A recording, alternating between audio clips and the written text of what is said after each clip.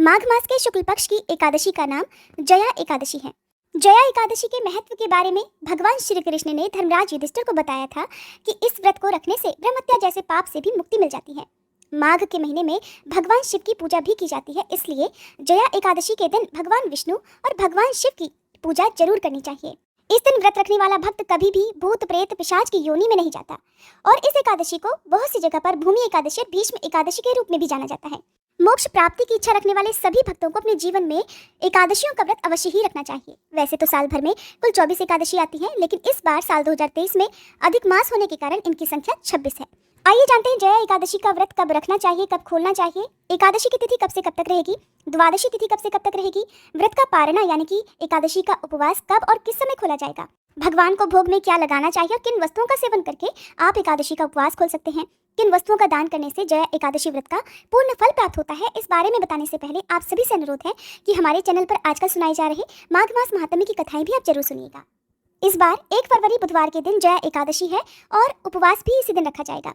एकादशी के उपवास से एक दिन पहले दशमी तिथि के नियमों का पालन किया जाएगा मंगलवार के दिन, और जो भी भक्त एकादशी का उपवास रखते हैं उन्हें दशमी तिथि के सूर्यास्त के बाद फिर किसी भी प्रकार का अन्न या नमक का सेवन नहीं करना चाहिए।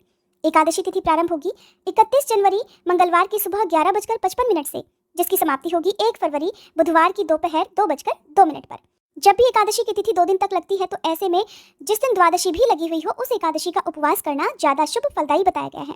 इसलिए आप 1 फरवरी बुधवार को उपवास रखकर 2 फरवरी गुरुवार के दिन ही अपना उपवास खोल सकते हैं। द्वादशी तिथि प्रारंभ होगी 1 फरवरी बुधवार की दोपहर 2:03 से और जिसकी समाप्ति हो जाएगी 2 फरवरी गुरुवार की शाम 4:06 पर। तो हरिवासर का जो समय रहेगा वो 1 फरवरी को रात तक समाप्त हो जाएगा। नियमों के अनुसार हरिवासर के समय व्रत नहीं खोला जाता है। 1 फरवरी बुधवार को एकादशी व्रत के दिन सूर्योदय का समय रहेगा सुबह 7:10, सूर्यास्त का समय रहेगा शाम 6:09 और राहुकाल रहेगा दोपहर 12 बजे से लेकर 1:30 तक। मान्यताओं के अनुसार राहुकाल को अशुभ मुहूर्तों में गिना जाता है और इस अशुभ मुहूर्त में किसी भी प्रकार का पूजा पाठ संबंधी या कोई भी नया कार्य आपको प्रारंभ करने से बचना चाहिए। 2 फरवरी गुरुवार के दिन द्वादशी तिथि है और इस दिन सूर्योदय का समय रहेगा सुबह 7:10, सूर्यास्त का समय रहेगा शाम 6:10, राहुकाल रहेगा दोपहर 1:30 बजे से लेकर 3 बजे तक।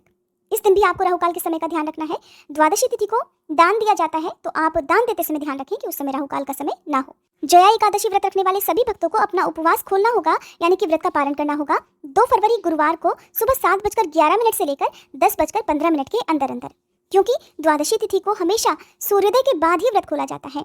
और हरिवासर का जो समय होता है, जैसा कि मैं आपको अपनी हर वीडियो में बताती हूँ, वो होता है द्वादशी तिथि जब शुरू होती है उसकी शुरुआत के 5 से 6 घंटे, जिस समय यदि हम उपवास खोलते हैं तो कहते हैं कि भगवान विष्णु उस उपवास को स्वीकार नहीं करते हैं, उस उपवास का पूर्ण फल प्राप्त नहीं होता है, वो व्रत अधूरा ही माना जाता है। तो हमेशा ध्यान रखें कि हरिवासर का समय उस समय ना हो जब भी आप व्रत खोलते हैं। माघ के महीने में भगवान विष्णु और भगवान कृष्ण की पूजा खास तौर पर तिलों से की जाती है। भगवान विष्णु की पूजा में तिल का, पंचामृत का, पीले फल, पीले फूलों का और तुलसी दलों का होना अनिवार्य है। इस दिन पूजा करने वाले भक्तों को या उपवास रखने वाले भक्तों को संकल्प जरूर लेना चाहिए। यदि आप उपवास संकल्प लेकर रखते हैं तो आपकी जो भी मनोकामना है वो शीघ्र पूर्ण हो सकती है। एकादशी के उपवास में चावल का, किसी भी प्रकार का अन्न का या नमक का सेवन करने से बचा जाता है। इस दिन ऐसा कहा जाता है जो भक्त उपवास करते समय अन्न का सेवन कर लेता है वो अगले कई जन्मों तक प्रेत और पिशाच योनि में पड़ा रहता है, उसे कई प्रकार के पापों का भागीदार बनना पड़ता है। यही कारण है कि एकादशी का व्रत रखने वाले भक्तों को कभी भी भूले से भी अन्न का सेवन नहीं करना चाहिए। इस दिन केवल फलाहार ही आप कर सकते हैं।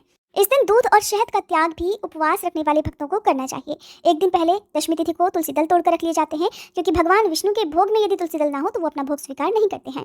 हरे कृष्णा मंत्र इस घोर कलयुग में सभी प्रकार के पापों से मुक्ति दिलाने वाला मंत्र है, इसलिए मन ही मन सारा दिन और पूजा करते समय, भगवान को धूप दीप अर्पित करते समय आप इस मंत्र का खास तौर पर जाप करें। दिन भर उपवास रखें। द्वादशी तिथि को अपनी सामर्थ्य के अनुसार, जैसी आपकी सामर्थ्य हो, अन्न धन दक्षिणा का दान आप किसी योग्य व्यक्ति को करें, निर्धन जरूरतमंद व्यक्ति को करें, उसके बाद आप अपना उपवास खोल सकते हैं। इस बार क्योंकि गुरुवार के दिन एकादशी का उपवास खोला जाएगा, ऐसे में बहुत से भक्त हो सकता है एकादशी के उपवास के साथ साथ गुरुवार का उपवास भी रखते हो जो कि बृहस्पति देवता को समर्पित होता है, और बहुत से लोग प्रदोष व्रत भी रखते हैं जो कि भगवान शिव को समर्पित होता है। इस बार की खास बात यह है कि इस बार प्रदोष व्रत 2 दिन रहने वाला है, गुरुवार और शुक्रवार। तो यदि आपने एकादशी का उपवास रखा है, यदि आप गुरुवार का व्रत भी रखते हैं, प्रदोष व्रत भी रखते हैं, तो आप इस बार गुरुवार को प्रदोष व्रत ना रखकर शुक्रवार के दिन भी प्रदोष व्रत रखकर शुभ मुहूर्त में भगवान शिव की पूजा कर सकते हैं। व्रत का पालन कब और कैसे किया जाएगा, इस बारे में जानने के लिए या व्रत की कथा सुनने के लिए और खास तौर पर भगवान विष्णु के कुछ जरूरी और चमत्कारी मंत्रों के बारे में जानने के लिए आप हमारी अगली वीडियो का इंतजार कृपया जरूर कीजिएगा। वीडियो पसंद आई हो तो वीडियो को लाइक, शेयर और चैनल को सब्सक्राइब करना मत भूलिएगा।